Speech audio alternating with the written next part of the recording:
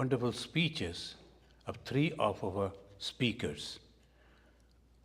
Two are already here and three is we are expecting anytime. Now, let us begin by offering our pranam to Bhagavan Sri Ramakrishna. So please repeat after me. Sthapakaya cha dharmasya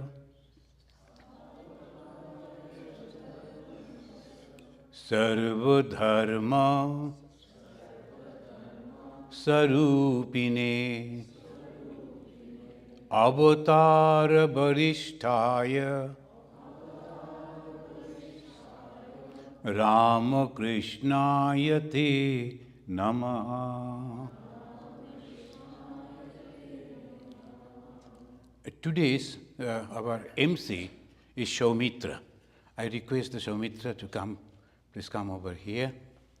Shaumitra.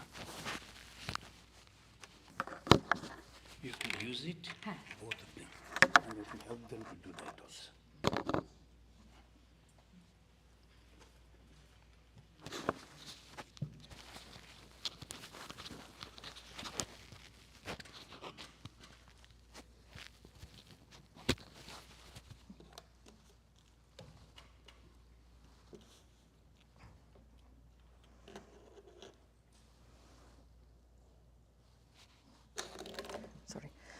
Pranam, revered Maharaj. Good morning, devotees.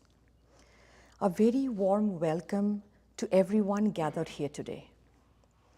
On this special occasion, as we come together in the divine presence of Thakur Ma Swami Ji, we are here not just to offer our prayers, but to also honor and celebrate a very important presence in our lives, our fathers. Father's Day is a special occasion dedicated to honoring and celebrating fathers, father figures, and the role of fatherhood in society. While the specific customs and dates vary around the world, the essence of the day remains the same: to express love, gratitude, and appreciation for the contributions, sacrifices, and guidance of fathers. It is a day for recognizing the role of a foundational figure, strengthening family bonds, encouraging reflection, honoring all father figures, and balancing societal appreciation. Sri Ramakrishna, often regarded as a spiritual father to many of his disciples, most notably Swami Vivekananda. His love, wisdom, and guidance shaped the lives of his followers, not just intellectually, but spiritually and emotionally. He was not a biological father, but his nurturing, compassionate nature and unwavering dedication to the divine made him a guru, a father in the highest spiritual sense. Thus, on Father's Day, one should remember not only one's earthly father, but also the spiritual father figures who uplift and transform lives like Sri Ramakrishna. We should honor the fatherly qualities in our lives: protection, guidance, strength, and love. Celebrate the divine in all relationships, seeing God in our earthly fathers, mentors, and guides. Reflect on selfless love, which Sri Ramakrishna embodied, a reminder that true fatherhood is about giving without asking in return. So today, on this sacred day, we pay tribute to the guiding lights in our families, the fathers and grandfathers, whose strength, wisdom, and love shape our lives in countless ways. Our first speaker for today is the Consul General, Mr. Shomnat Ghosh. A career diplomat, Ambassador Ghosh joined the Indian Foreign Service in 1997.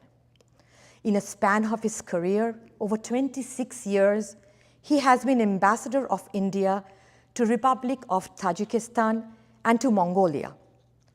Prior to that, he was the Assistant High Commissioner of India in Bangladesh.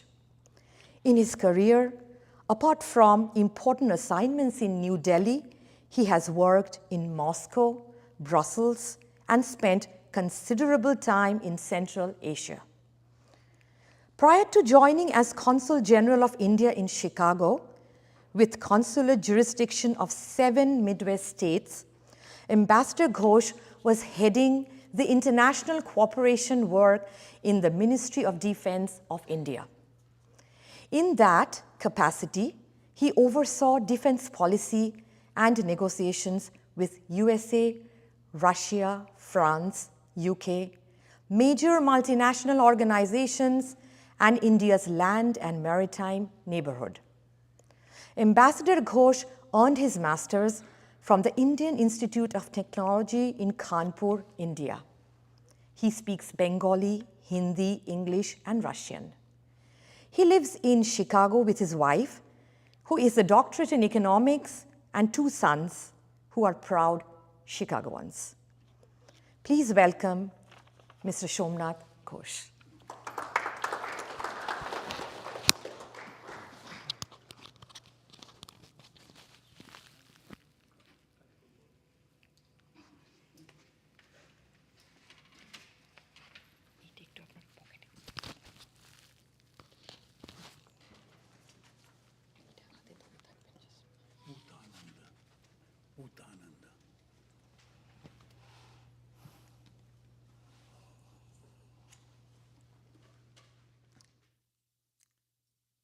Revered Swami Ishatmananda Ji, who is also my guru and teacher. I'll come to that. All the dignitaries, guests, speakers, and devotees. First of all, let's pray to Thakur Sri Ramakrishna,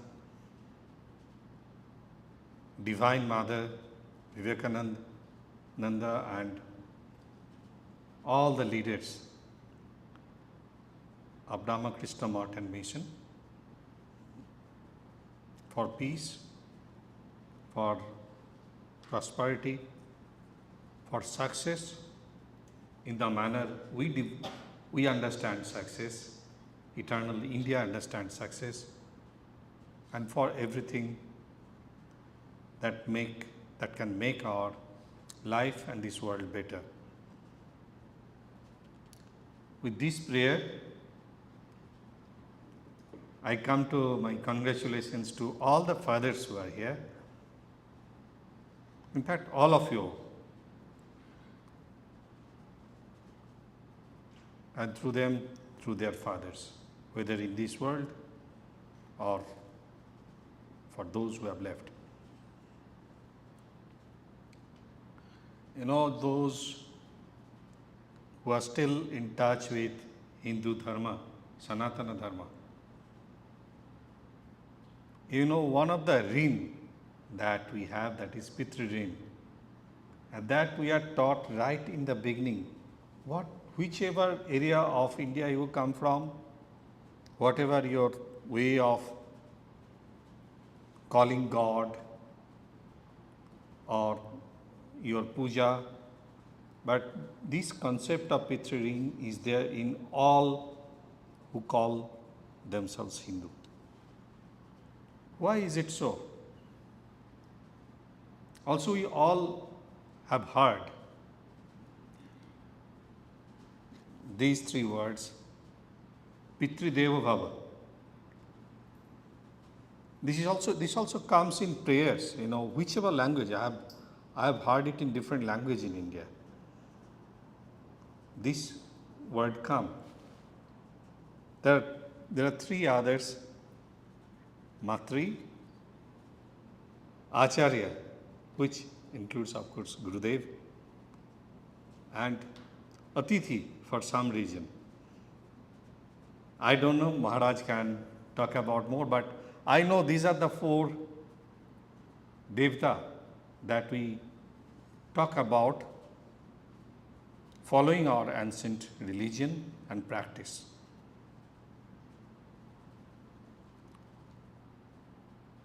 Today we are celebrating Father's Day, and this Father's Day is not only for Sanatana Dharma.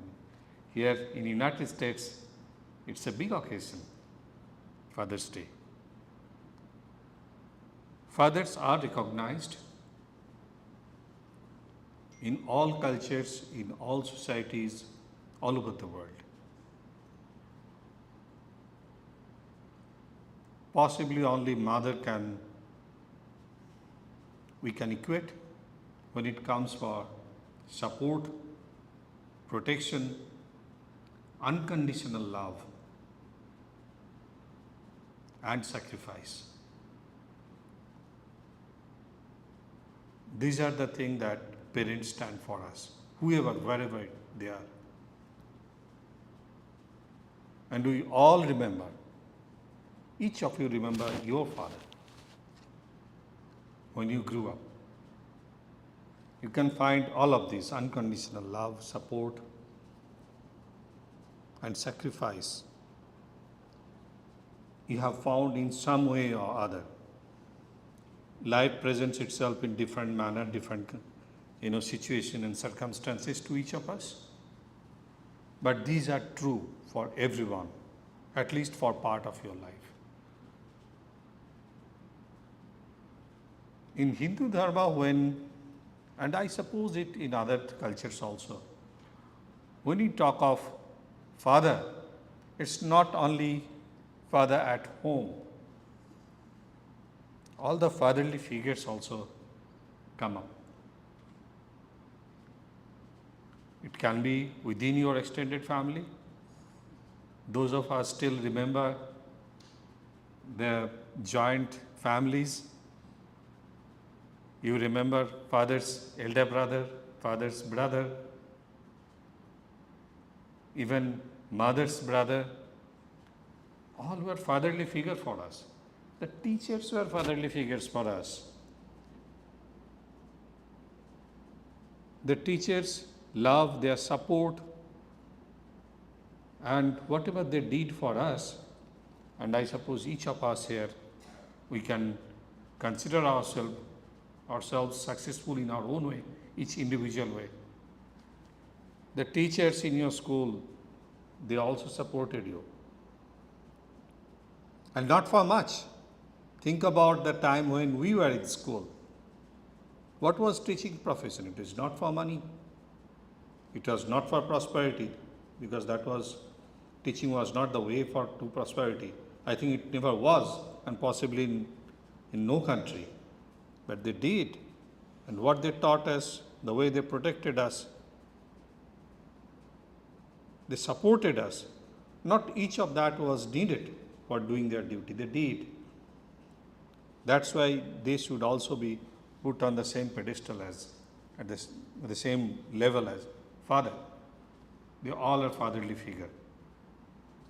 And today, we extend our respect and pranam to all of them. There are many more things, when we talk of fathers, but with each memory, our emotion, comes up. Our gratitude pours out of our heart. I was very fortunate to go to Ramakrishna Mission in Purulia, in West Bengal, and then for 7 years. How old I was about 10 years old, maybe approaching 11, in the 4th standard. It was a residential school. And then for 11 and 12, we used to call it higher secondary in West Bengal. I was in yet another Ramakrishna Mission residential school and college in Narendrapur. And as it happens, I think the year I left, Swami Ishatmananda Ji joined after a few months there. So by definition, he is my teacher, my guru. And today, on this Father's Day, I want to recall and pay my respect to one of our fatherly figures in Ramakrishna Mission, Purulia, where I was 7 years. Swami Putananda. He is no more. He has left us to Sri Thakur, Sri Ma, some years ago. In all sense of the word, he was a sannyasi, a monk who left his own family, hearth and home for greater good of the society. We had at any point of time about 700 plus students. It was not a big school, a fully residential school. In all sense of the word father, he was our fatherly figure for each of the 700 students. And many more, of course, those young teachers, etc. Whether, even if he sneezed, he knew that, in class 7, this boy is sneezing. He would come and tell, why don't you go to the doctor? He'll take us. He had wonderful memory, 24/7 support to us. And possibly he was a karma yogi more than anything else. His way to pray to God was through children. So such are also fathers. I remember my own father, who is still with us. He used to work in a small village bank. And today when I look back, I realize when I was in IIT Kanpur, he used to send more than 1/3 of his gross salary to me. I didn't realize that. Today I look back and realize. And that was a small regional rural bank. Hardly he could maintain any minimum standard of living for those at home. This is sacrifice. And he never asked me anything. Even today he doesn't ask. So that is father, and I think for each of you, as I said, in your own way, very personal memory, very personal stories. Those fathers continue to inspire us. They continue to tell us that the parampara, the sanskar that India teaches to each generation of children, it is our job to take it to the next generation. And I took the name of India many times because possibly for most of us present here, India is the life experience, but this is true for all other cultures too. The word divine fathers, you look at most of the denominations in Christianity, how many times that come up?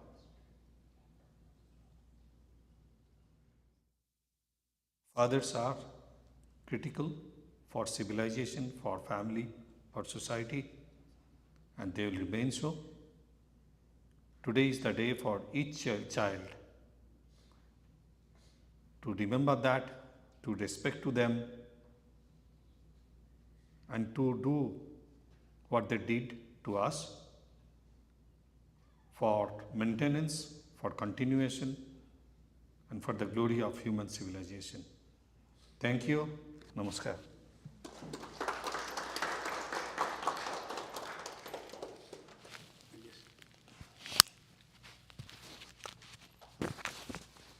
On behalf of the Vedanta Society.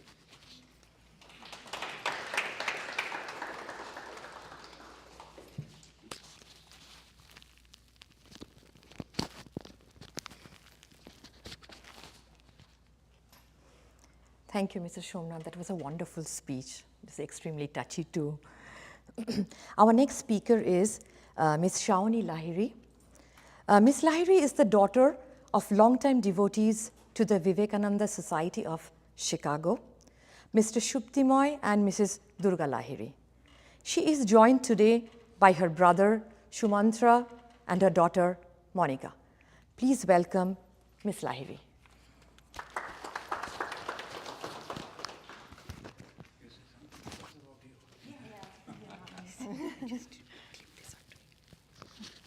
Just hold on to this. Okay, sounds good.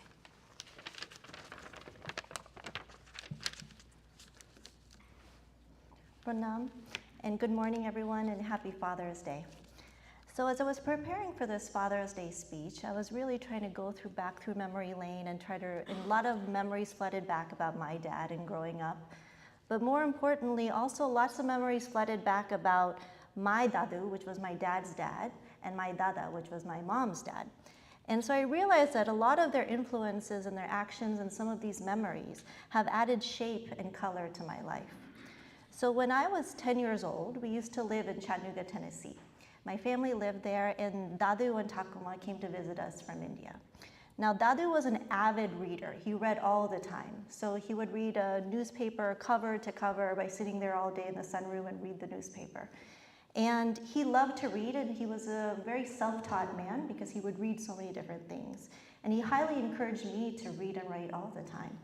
And when I was in 5th grade, I was in Miss Fletcher's class, and I was encouraged to be more into the math and sciences field. And I had a more natural talent for the math and sciences field too. But what I secretly didn't tell anybody was that I actually wished I was more talented in reading and writing, but I wasn't. I was a very common student when it came to reading and writing. And we had a journal assignment one time where Miss Fletcher told us that we should write a journal entries in our diaries and that we could keep it private.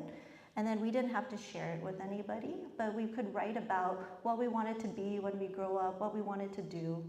And one of the journal entries I had written was that I wanted to be a better reader and writer, and I felt like that was something that I couldn't do. I shared that only with Dadu, I didn't share it with anybody else. And rather than telling me, oh, don't worry about that, just be good in math and sciences, and that's a good, strong, as I expected him to say to me, he didn't say that. He said, if you want to be reading and writing, then be reading and writing. Do that more often, do that more so you can be better at it. And he really encouraged me. I also told him that I wanted to become a lawyer. Now, my dreams of becoming a lawyer at the time were very childish. I didn't know anything about being a lawyer. I didn't know any lawyers. I didn't have any friends that were lawyers.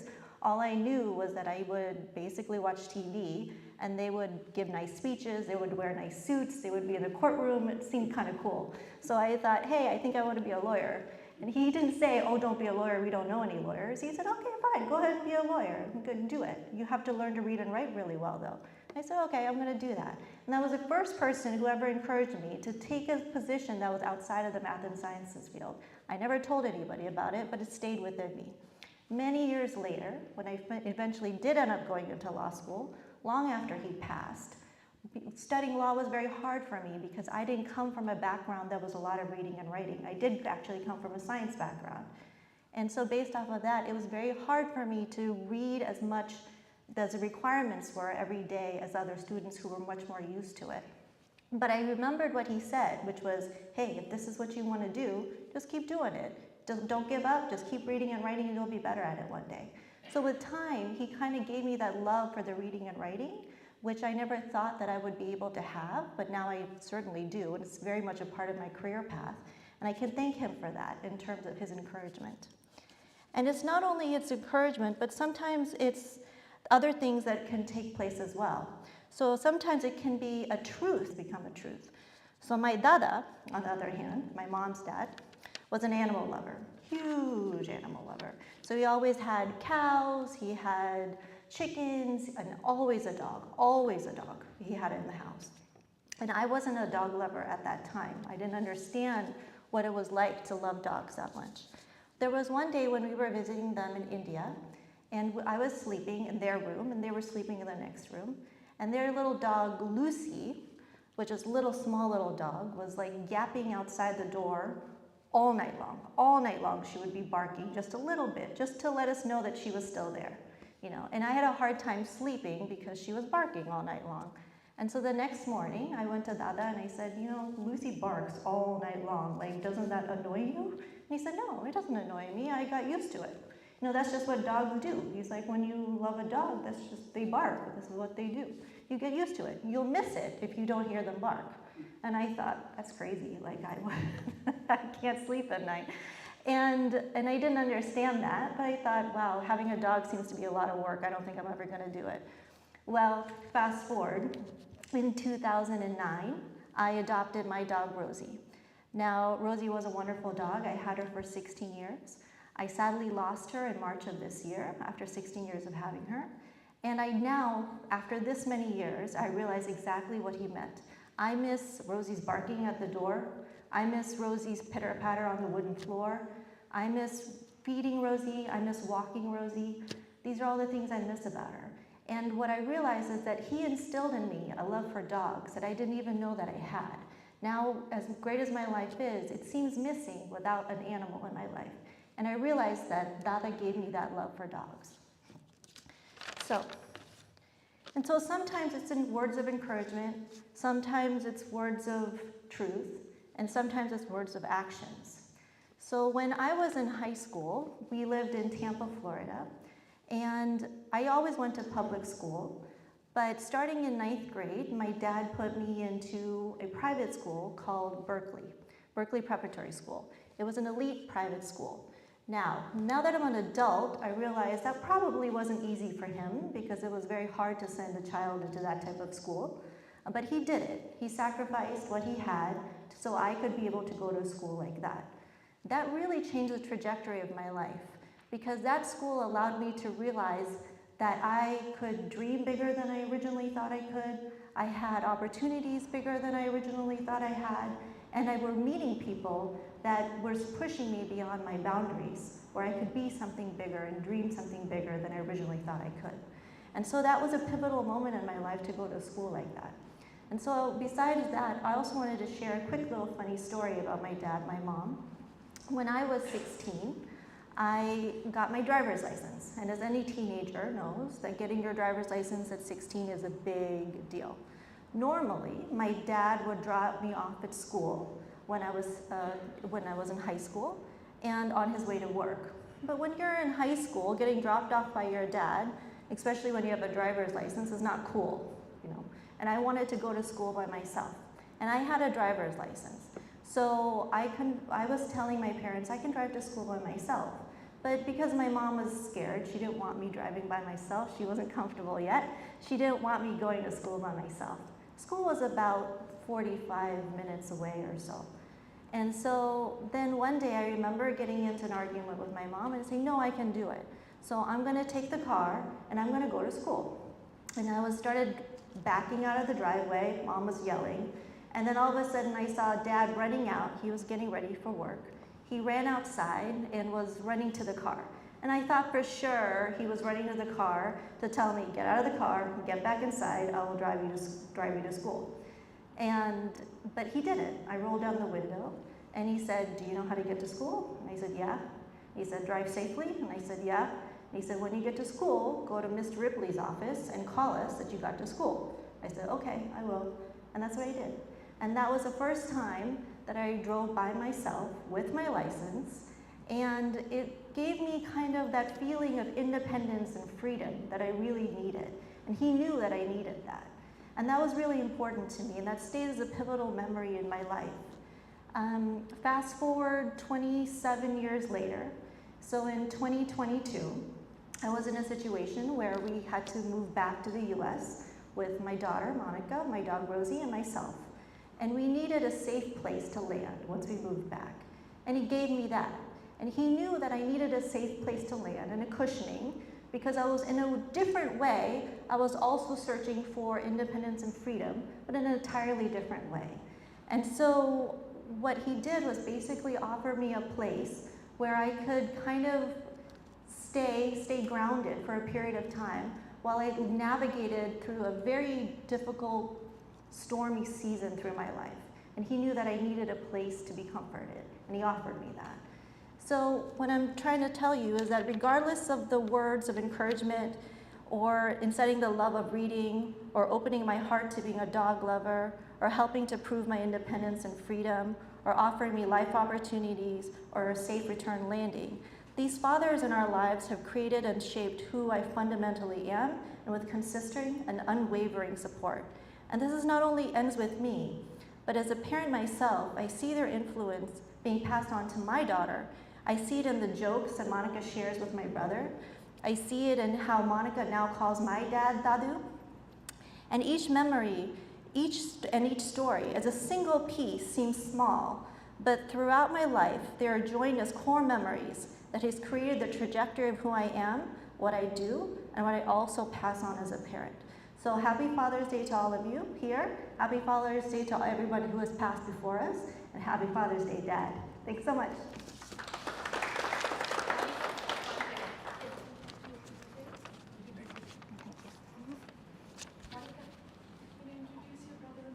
Yeah.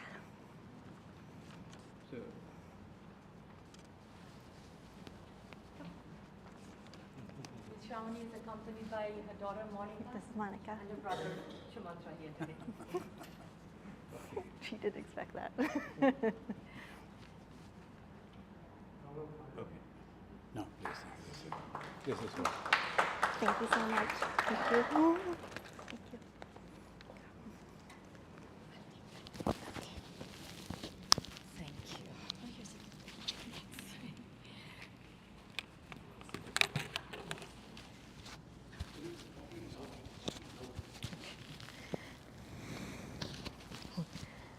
Thank you, Ms. Lahiri. That was a great speech.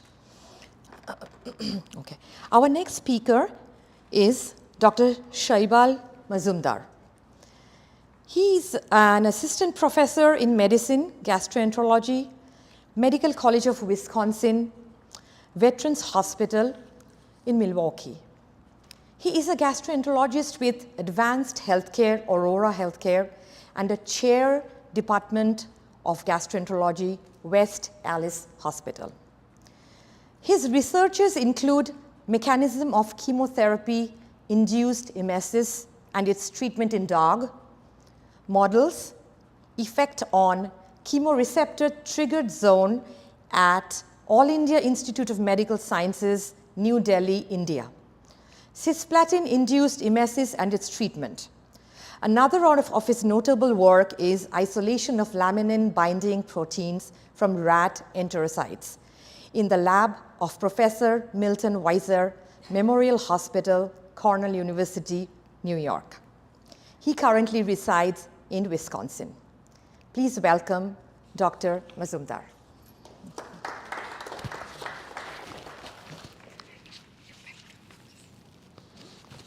Just hold on to this when you talk. This one, just hold on to it, just okay.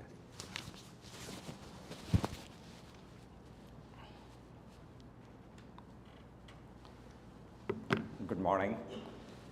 Swami Ishatmananda and distinguished guests. Thank you for this kind invite. I always knew I loved my father, but this gives me a chance to reflect on the life and legacies of my father and the sacrifices he made for our family. My father was a Kali devotee. I remember during Kali Puja celebrations, he will sit in front of the shrine and he will sing Shama Shunge for hours together. And those were joyful moments for the entire family, and it brought in a lot of light during the Diwali celebrations. My father worked in Rourkela steel plant, and it's called steel melting shop. It was very strenuous work. The hours were long, and it was the heat of steel melting shop, but he never complained. And despite modest means, he made sure that I had a private school education, and that really gave me an edge in life, and he never complained about it. And I'm so grateful to him that I was able to do it. And when I reflect on it, it's possible that it strained the financial family budget a bit, but those were good investments, which he made in my life. He must be very happy today when he sees me in this podium, since he was a Kali devotee. My father was very well liked, and he had a very nice smile, and he was able to cheer people around him with his smile and his wit. He was very quick on his feet. He also took care of his elderly parents, and I remember growing up, him taking care of Dadu, and in modern days, we call it empathy and compassion, and he had all the traits of high emotional IQ. You know, they talk about emotional IQ, which is self-awareness, self-restraint. Motive is more important than cognitive IQ to go ahead in life, you know, to be successful in life. Sometimes, for good things to happen in life, you have to take a chance. I remember it was 1990. My father retired from steel plant, and I was applying for residency interviews in US. And you know, it costs money to fly to US. You have to go through all the residency program. It costs a lot of money. And I was hesitant to ask my father because I didn't want to strain the family budget. But my father was very encouraging. He nudged me that you should fly to US, give it your best shot, and sure enough, it worked out well. I was able to secure a residency in this country, and I'm very grateful to him for doing that. And the takeaway from me was that he inspired and believed in me more than I believed in myself. And that really helped me in the long run. There is another milestone event I remember. The year was 1982. We had this joint entrance exam, you know, so me and my father went to Calcutta Medical College to see if I had a spot. And there are 2,000 names, you know, medicine and engineering, and I was looking at my name from behind from 2000, 1999, 98, but my father was looking from 1, 2, 3, 4, and sure enough, I couldn't find myself, but my father found me before I found myself because I was towards the top. And that's how I was able to get into Calcutta Medical College, you know. So those are some of the things I remember, you know. On Father's Day, as I fondly remember him, I'm very grateful for the fact that despite their old age, they were able to take an annual trip to US every year. I came to this country in 1991, and my parents have visited me every year. And my son grew up with my parents, and there was a lot of multi-generational wisdom which was passed on from my parents to my little son, who is a physician right now, you know. He's in Rochester, New York. And I really appreciate those moments. Those are real moments spent together. And they were priceless, and I'm very grateful that we were able to do it. He also taught us to be grateful in life, to be appreciative in life, and give with no strings attached. This were all, and I'm hoping that I can pass some of those legacies to the next generation. Father's Day gives us a moment to pause and celebrate the men who shaped us. Happy Father's Day to all the incredible fathers out there. Thank you.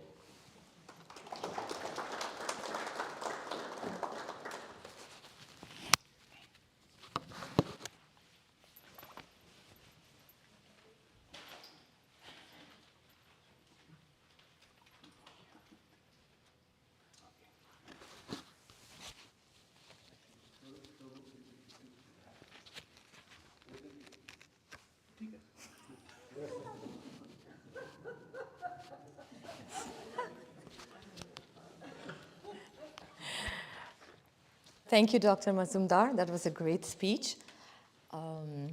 So over to you, Swami G. You want to get? No?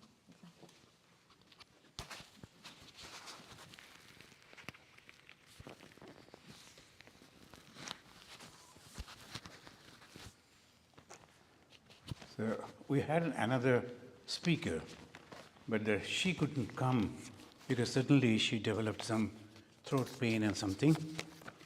So I got this opportunity.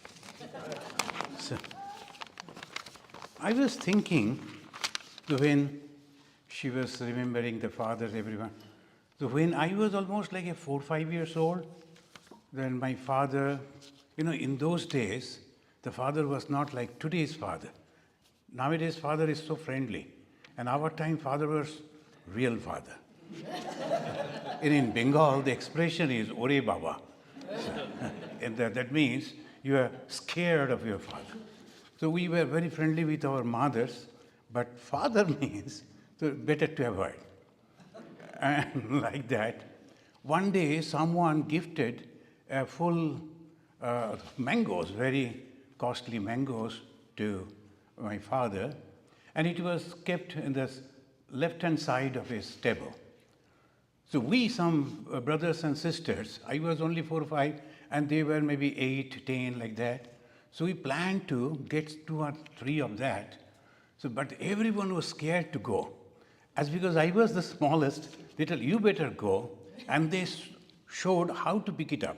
First you go, cover the sight of your father, take 2, and put the hand at the back, then turn and come. So father won't be able to see. I went and did that. When I was crossing him, he said, now you should take your hands in the front. Because it was in the back, you could see it. Now you should take your... So I enjoyed that. Afterwards, much afterwards, I was... So this is the father figure. That they are so good all the time. And the Father's Day means, in Sanskrit they say, Pita Sarga, Pita Dharma, Pita hi Paramam Tapa, Pitari Pritima Panne, Piyante Sarga Devataha. This is an excellent way of making a human. If you forget your father, if you forget your mother, if you forget those who are really, really helping you, you are not considered as a human. So that is also very important. So how to? So they said, your father is the heaven. And what is the heaven? Peace, joy, happiness. So that is your father. And father is your dharma, righteousness. So whatever the father teaches you, and you must follow that.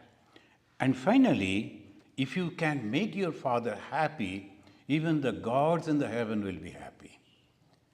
That they say, Pitari Pritima Panne Piyante Sarga Devata. Swarga Devata, they will also be happy. Then this Father's Day, we all remember those. And have you noticed a young man before marriage is a young man? He's not a father. He never liked to children and caring and all that. But the moment he married and then he's having a child and he is a father, how come that affection comes in his mind? Responsibility in his mind. I have to look after my family, my children. How it is? God's given. That the nature gave it to them. Same with the mother also. So this fatherly affection, how much they do, how much they love. Their expression is little different, but this is the legacy. Father protects. Whenever there is something, we know the father is there, so we all go to for the support of the father. Father is the protection. Father is the support. Father is the love without condition. Father is a hero, and father is an inspiration. Father is a legacy. Father teaches, we should be like this, you should be like that. So that slowly, we transform into a real human being. This is the contribution of the father. But we have to become father.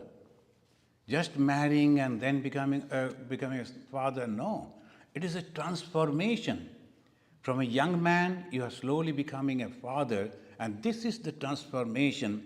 And that true fatherhood is divine. So much of sacrifices, so much of care, so much of responsibility.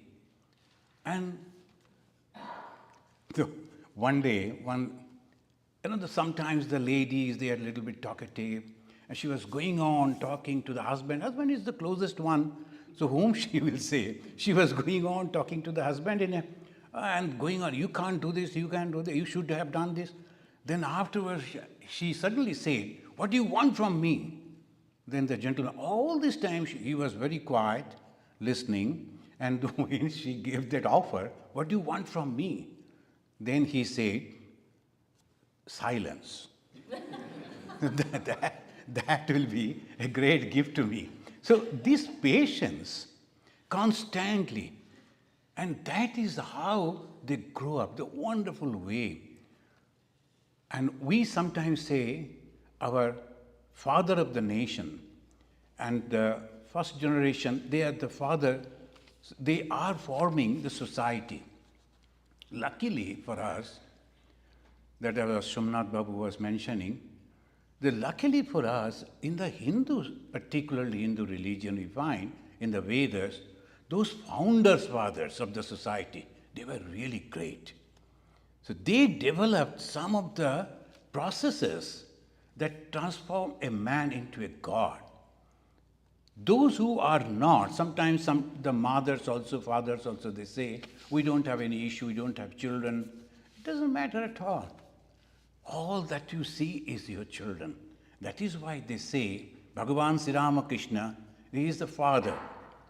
And one of our Swami, when he was coming from India to America, and for the passport, when we take the sannyasa, we give up everything, all our identity, we burn. Of course, how we burn? With a bill of leave that we give, that I am burning this relation, I am burning this relation. The monk is not supposed to think about anything after that. It's a new birth. So obviously in the passport, I cannot give the name of the biological father. So that Swami, he gave the name Bhagavan Sri Ramakrishna, the father, Ma Saradhamani, the mother. But that was before 9/11. So they allowed, there was no problem. After that, when we were coming, so they no, you have to put the names. But anyway, that is okay.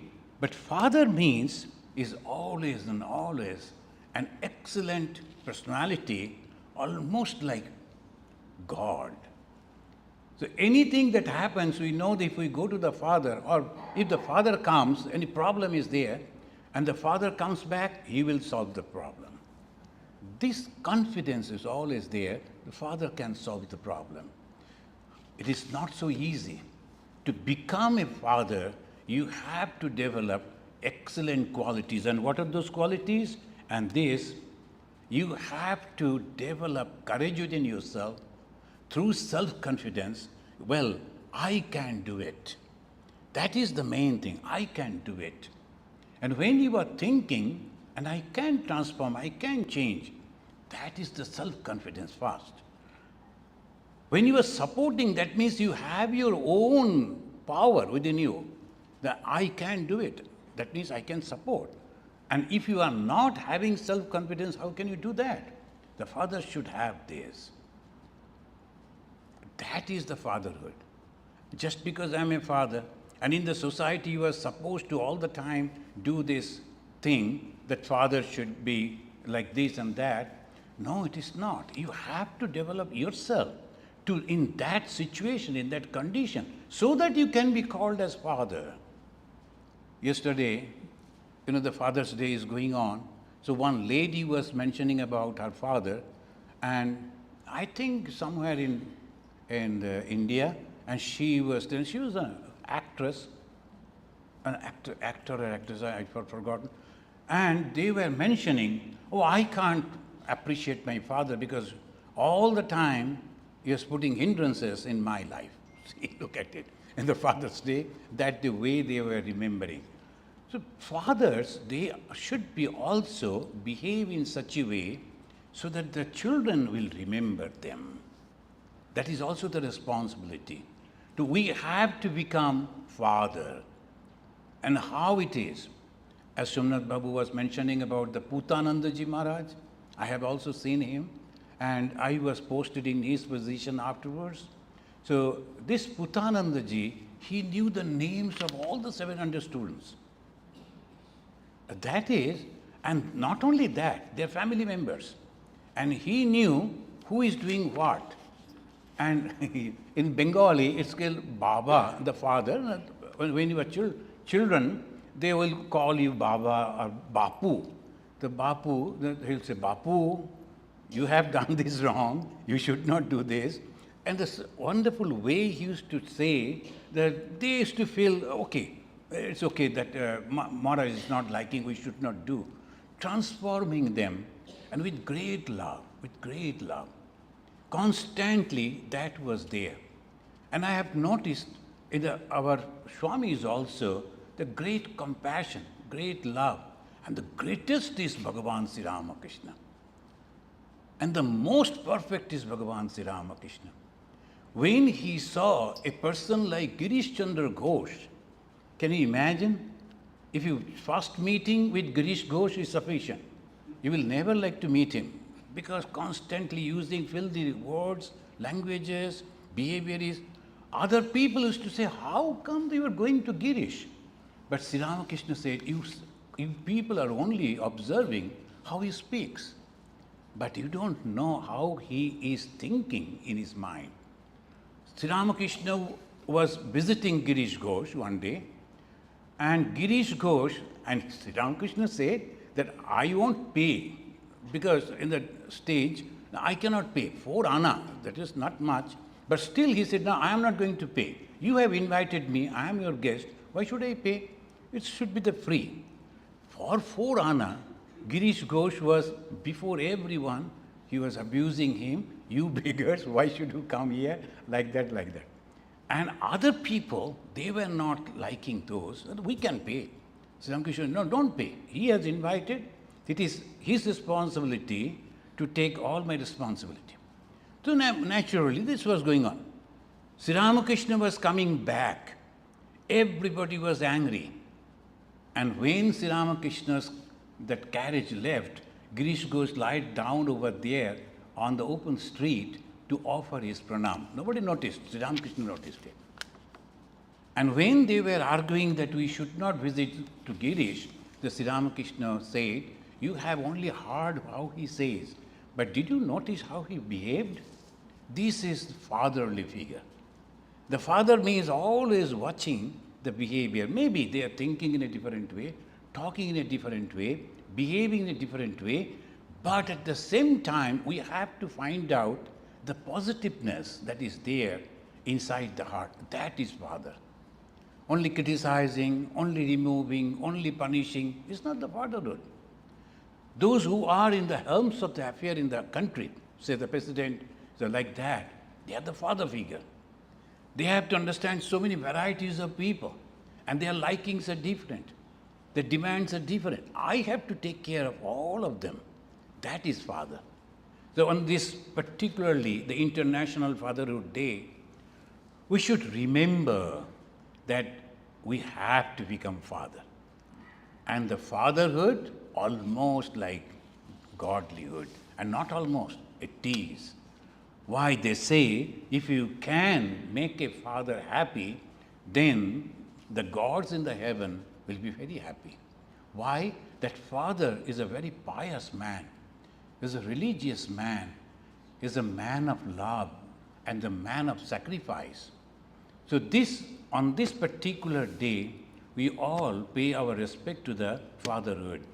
Here, in European countries, they call God as father. In Asian countries, particularly India, we mostly love to call God as mother. The motherhood, but it's the same. But here they say fatherland, we say motherland. Well, our love is with the mother, because even today, if you go to the places like UP and others, fathers are little away, mothers are very close, so maybe for that. But father and mother, they are these two persons, they have given us the life, they have protected us. I will conclude by saying the small incident that I read in that Chinese book, the Chinese stories. In China, there was a very, very peculiar habit, because maybe the poverty.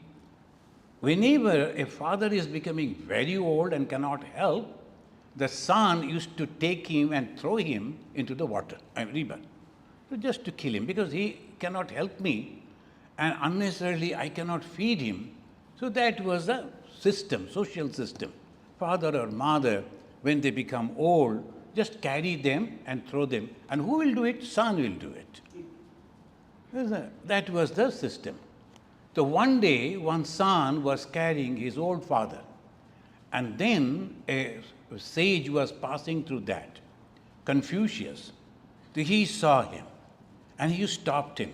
Young man, wow, who is this old man you were carrying? Oh, my father.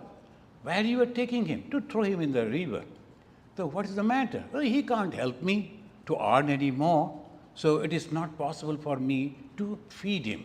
Okay, that's good. But the house that you are leaving, who made it? Well, my father. And when you were a baby, a child, a young man, who supported you to grow for all these days? And of course, my father. And when you were not earning, and you were a burden, so to say, you were only eating, not helping or earning, your father took care of you, isn't it? You said, yes. But still now, that person who gave you life, who protected you all through, now that he cannot earn and you are going to throw him in the water. Think about it. Then he left. This young man started thinking, oh, that's true. How can I throw my father? He gave me the life and protected me. He brought him back again. The villagers, because of the tradition, say, hey, what is it? Why you have brought him back? And now, from now onwards, I am going to do everything for my father as he did when I was young. But this is called humanity. We should be human. And then from the humanity, we should be divine. A divine personality loves each and everyone as his own daughter and sons. And that is called divine fatherhood. We should have to be that father. Thank you very much. Let us say Shanti 3 times. And any one of you like to comment on your, do you think you can? You like to comment on any your father remembering anything? I know that so many memories are there, but still, okay. So let us say Shanti 3 times, and we pray for all the fathers, those who have departed, those who have left us, and for their soul, and those who are leaving, let them be happy. Each and every one will one day will go, but their memories should be within us, and we should pray for them. So let us say Shanti 3 times. Om Shanti. Shanti. Shanti. Harihi Om.